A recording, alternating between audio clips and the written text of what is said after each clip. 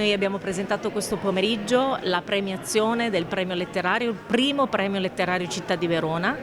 al quale hanno partecipato più di un centinaio di iscritti, e questa sera siamo qui per proclamare i vincitori dai terzi, secondi, primi premi di 5 tipi di categorie: la narrativa, la saggistica, le poesie, i racconti e poi opere dedicate a Verona e al Veneto. Abbiamo avuto un successo inaspettato, siamo felicissimi di aver ospitato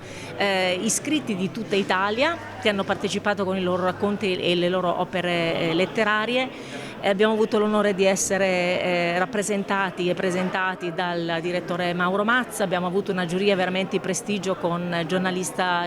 Ramazzina, con il professor Volpato, con l'avvocato Guarienti, insomma l'assessore Toffali ci ha onorato della sua presenza e del suo contributo, quindi siamo felicissimi di essere stati qui per la prima volta, ma questo è l'inizio di una serie di eventi che organizzeremo per la città, per il territorio, per i veneti e non solo, perché vogliamo rilanciare la cultura, l'arte, la letteratura e tutto ciò che l'Italia rappresenta davanti agli italiani stessi e al mondo. Grazie mille.